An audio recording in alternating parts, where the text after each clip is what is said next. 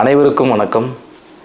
சிரவை ஆதீனம் 4ஆம் குருமகா சன்னிதானங்களின் பொன்னார் திருவடிகளை வணங்கி இன்றைய வழிபாட்டு நிகழ்விலே நாம் காண இருப்பது யாதெனில், அதாவது ஒரு பாடலினுடைய வரி, இறைவன் ஏன் கல்லானால் இந்த கல்லாய் போன மனிதர்களாலே என்று சொல்லுவார்கள். ஆனால் உண்மையில் பார்த்தால் இறைவன் கற்சிலைதான், அசைவதில்லை, நம்மோடு பேசுவதில்லை, நாம் சொல்வதை கேட்கிறாரா என்பதை நாம் அறிய முடிவதில்லை. ஆனால் அத்தனை பேரும் அந்த சிலையின் முன்னால் நின்று நம் துன்பங்களையெல்லாம் சொல்லி அதற்கான பரிகாரங்களையெல்லாம் அவன் மூலமாகவே அடைந்து இறைவனுடைய வழியிலேயே செல்வதற்காக அந்த சிலையையே வணங்குகின்றோம். இப்படி வணங்கக்கூடிய தன்மையில் இறைவன் அசையாமல் அங்கே நின்று கொண்டே நமக்கு அருள்பாலிக்கிறான் என்பதை எப்படி உணர முடியும்? அப்படியானால் நீங்கள் இறைவன் இல்லை என்று பேசுகிறீர்களா? இல்லை, இறைவன் இருக்கிறான் என்பதற்கு சாட்சியாகத்தான் இந்த கதையை நாம் உணர்கின்றோம். என்னவென்றால், நம்மைப் போலவே இதே சிந்தனையோடு ஒருவன் கோயிலுக்கு செல்கின்றான். ஒரு கற்பனையாக அங்கே சென்றவுடன் இறைவனிடம் இதே போல கேட்கின்றான், நீ வருவதும் இல்லை, போவதும் இல்லை, உன்னை எடுத்து செல்வதற்கு தேர்தான், உன்னை அலங்கரிப்பதற்கு நான் தான். இப்படி இருக்கும் பொழுது நான் எப்படி சொல்லுவதை நீ அறிகிறாய் என்பதை தெரிந்து கொள்ள முடியும்? அல்லது இப்படியே நின்று கொண்டுதான் இருக்கிறாயா, இல்லது உலகத்தில் நடப்பதெல்லாம் நடந்து கொண்டுதான் இருக்கும், நீ வெறும் பார்வையாளன் தானா என்று கேட்கிறான். உடனே இறைவன் ஒரு உருவெடுத்து வெளியே வருகிறார். அந்த சிலையாகவே வெளியே வந்து விட்டார். வந்து அந்த பக்தனிடம் சொன்னார், சரி, உன்னுடைய ஐயப்பாடை என்று தீர்த்து கொள்வோம். இன்று ஒன்று செய்வோம், நீ என்னுடைய இடத்தில் நின்று கொள்ள வேண்டும்.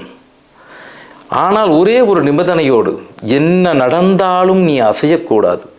அதே இடத்தில் தான் நீ நின்று கொண்டிருக்க வேண்டும். இங்கே வெளிப்புறங்களில் நடக்கக்கூடிய எந்த நிகழ்வுக்கும் நீ சொன்னது போல் வெறும் பார்வையாளன் தான் என்று அவர் சொன்னார். அதே போல அவனும் சென்று நின்று கொண்டான். அப்படி நின்று கொண்டிருக்கும் பொழுது அவனுக்கு அவன் முன்னால் ஒரு பக்தன் வருகிறான். அவன் ஒரு பெரிய வணிகன், கப்பலில் சென்று வாணிகம் செய்யக்கூடிய வணிகன்.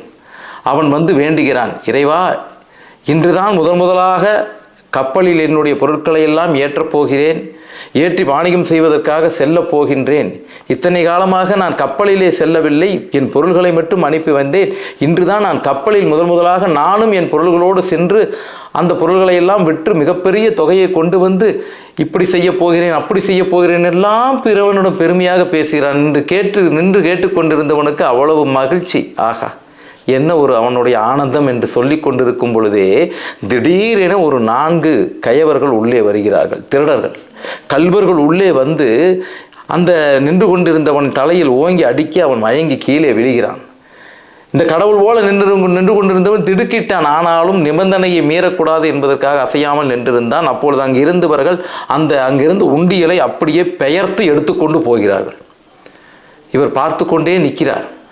அப்பொழுது திடீரென இவர்களெல்லாம் சென்ற அந்த நொடிப்பொழுதிலே கோவிலுக்கு வாசல் வழியாக வரக்கூடிய சில அன்பர்கள் வந்து பார்க்கும் பொழுது உண்டியலை காணவில்லை. கீழே இவன் மயங்கி கிடக்க இவனை பிடித்து கொண்டார்கள். நீ மட்டும் சிக்கிக்கொண்டாய், உன்னோடு வந்தவர்கள் எல்லாம் தப்பித்து விட்டார்கள், உண்மையை சொல், அவர்களெல்லாம் எங்கே என்று இவனை போட்டு அடிக்கிறார்கள்.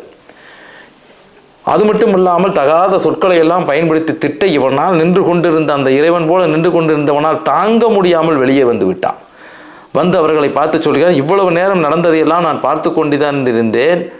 உண்மையை சொல்ல வேண்டும் என்றால் இவன் மீது எந்த குற்றமும் இல்லை, அதோ திருடி கொண்டு செல்வர்கள் ஓடிக்கொண்டிருக்க, அவர்களை சென்று பிடியுங்கள் என்று சொல்ல இவர்களெல்லாம் அந்த திருடர்களை துரத்தி கொண்டு செல்கிறார்கள். அப்பொழுது அந்த திருடர்கள் வேகமாக ஓடும் பொழுது அங்கே இருக்கக்கூடிய ஒரு சின்ன நீரோடை போல் இருக்கிறது, அது இறங்கி தாண்டுகிறார்கள். அப்பொழுது மின் கம்பி அருந்து அந்த தண்ணியில் விழுந்துருச்சு. உடனே அதுக்குள்ளே எல்லாம் மின்சாரம் பாய்ந்து போக இந்த கயவர்களும் சேர்ந்து உள்ளே இறங்க அவர்களும் மாண்டு விட்டார்கள். அவளை துரத்தி வந்த ஒரு 4-5 பேரும் அதில் இறங்கி மாண்டு விட்டார்கள். இதோ இந்த வணிகன் தப்பித்து விட்டான். நின்று கொண்டிருந்தவனுக்கு நன்றி கூற சென்று வா என்று இவனுக்கு ஒரு சந்தோஷம். அதாவது மிகப்பெரிய சாதனை செய்து விட்டோம் என்று. அங்கே 4 திருடர்கள் மட்டுமில்லை, அதோடு 4 உயிர்கள் போய்விட்டது. இங்கிருந்து சென்ற கப்பல் வாணிகன் தன் பொருள்களை எல்லாம் ஏற்றி செல்ல திடீரென கப்பல் சில மைல்கள் சென்றவுடனே அந்த கப்பல் மூழ்கி விட்டது. அவனும் இறந்து விட்டான், பொருட்களும் போச்சு. இப்பொழுது இவனுக்கு இதுபோல் இந்த செய்திகளை எல்லாம் கேட்டவுடன் நின்று கொண்டிருந்தவனுக்கு பெருத்த ஆச்சரியம், அதே சமயத்தில் வருத்தம், இப்படி ஆகிவிட்டது என்று. அப்பொழுது இறைவா என்னப்பா சோதனை என்று சொல்லும் பொழுது இறைவன் வந்தார். இப்பொழுது தெரிகிறார் நான் ஏன் அமைதியாக நின்று கொண்டிருக்கின்றேன் என்று. நான் மட்டும் இந்த நிகழ்வை கண்டு கொண்டிருப்பதற்கு ஒரே காரணம் என்னவென்றால், இந்த கயவர்கள் தப்பித்து ஓடியிருப்பார்கள். ஓடியிருந்தால் என்ன, அந்த உண்டியில் இருக்கக்கூடிய அந்த பணம் மட்டும்தான் போயிருக்கும். உடன் சென்ற துரத்து சென்றவர்கள் இறந்திருக்க மாட்டார்கள். அந்த எடுத்து சென்ற அந்த கயவர்கள் மட்டும் இறந்து போயிருப்பார்கள். அல்லது தப்பித்து போயிருந்தாலும் உண்டியில் மட்டும் போயிருக்கும். இந்த வணிகனை இவர்களெல்லாம் கயவர்கள் என்று செய்து கைது செய்யப்பட்டு இவன் சிறைச்சாலை சென்றிருப்பான். அந்த நேரத்திலே இவன் பொருள்களும் மிஞ்சி இருக்கும். அதே நேரத்திலே அவங்கள்தான் குற்றவாளிகள் என்று தெரிந்து இவனை விடுதலை செய்திருப்பார்கள். இவன் உயிராவது மிஞ்சி இருக்கும். ஒரே ஒரு நிகழ்வு, ஒரே ஒரு முறை நீ அசைந்து இந்த உண்மையை சொன்னதால் எத்தனை பெரிய இழப்பு ஏற்பட்டு விட்டது பார். இறைவன் பார்த்து கொண்டிருப்பதற்கு ஒரு காரணம் உள்ளது. என்ன அந்த காரணம் என்றால் இதுதான், நமக்கு நடக்கப் போகும் அனைத்தும் அவன் செயலே. எனவே தான் சொல்கின்றோம், இறைவன் அசையாமல் இல்லை, அவன் அசையவில்லை, நம்மளை அசைத்து கொண்டிருப்பதே இறைவன் தான். எனவே அவன் சொல்லும் பாதை, அவன் சொல்லும் வழியில் தான் நாம் சென்று கொண்டிருக்கின்றோம் என்பதை மனதார உணர வேண்டும்.